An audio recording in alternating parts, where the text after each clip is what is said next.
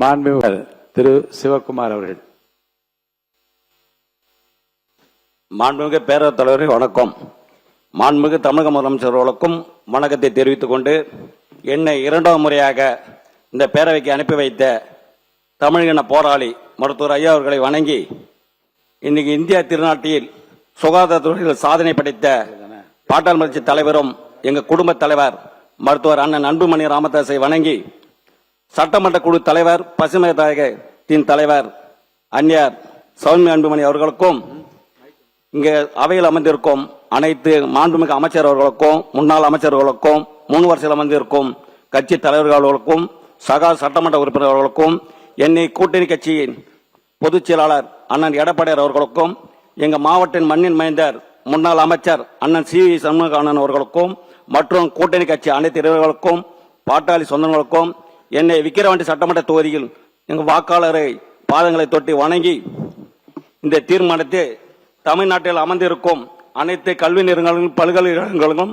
அரசு அலுவலகங்களுக்கும், பொது நிறுவனங்களுக்கும் உள்ளிட்ட பொது அமைப்புகள் நிகழ்ச்சிகளுக்கும் நிகழ்வு தொடங்குவதற்கு முன் தமிழ் தாய் வாழ்த்து கட்டாயம் முதலில் பாடப்பட வேண்டும் என்பதை தமிழக அரசின் தீர்மானத்தை பாட்டாளி மக்கள் சார்பில் வரவேற்கிறது. பாட்டாளி மக்கள் கட்சியின் சார்பில் முழு ஆதரவையும் தெரிவித்துக் கொள்கிறது. தமிழ்நாட்டில் பொறுத்தவரை அரசு நிகழ்ச்சிகளில் முதலில் தமிழ்தாய் வாழ்த்து, நிறைவில் தேசிய கீதம் என்ற நடைமுறைதான் பின்பற்றப்படுகிறது. அதே நிலையில் தொடர்வதற்கு மத்திய அரசு அனுமதிக்க வேண்டும். வலிமையான ஜனநாயகத்தின் அடையாளம் மாநிலத்தின் குரல். மத்திய அரசு மதிப்பதுதான் தமிழ்தாய் வாழ்த்தின் பாடலை முதலில் பாட வேண்டும் என்பது தமிழரின் உணர்வோடு தொடர்புடைய விஷயமாகும்.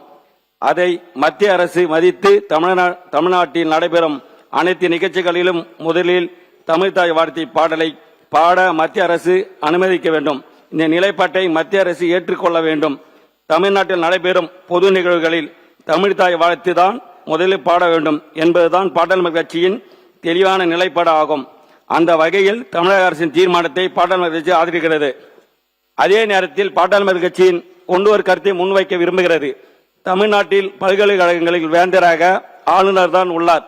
பல்கலைக்கழகத்தின் ஆளுநராக பங்கேற்கும் நிகழ்ச்சிகளில் வந்தே மாதரம் பாடல் தான் முதலில் பாடப்பட வேண்டும் என்று ஆளுநர் மாளிகை இருந்து கட்டாயப்படுத்தப்படுகிறது. இத்தகைய சூழ்நிலையில் இந்த தீர்மானத்தை பல்கலைக்கழகம் பின்பற்றுமா என்பது மிகப்பெரிய வினாதான்.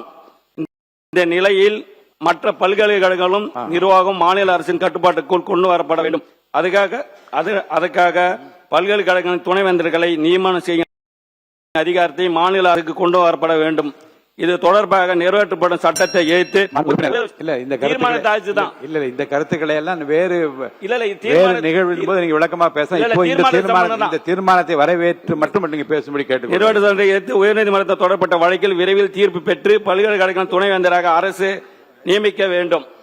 இந்த தீர்மானத்தை நிறைவேற்றப்படுவதை தொடர்ந்து மத்திய அரசிடம் தமிழக அரசு பேச்சு நடத்த வேண்டும். தமிழக அரசு நடைபெறும் அனைத்து பொது நிகழ்ச்சிகளும் தமிழ்தாய் வாழ்த்தை தான் முதலில் பாடப்பட வேண்டும் என்பதை கட்டாயமாக்கி புதிய சுற்றறிக்கை வெளியிடும்படி மத்திய அரசுக்கு தமிழக அரசு அழுத்தம் கொடுக்க வேண்டும்.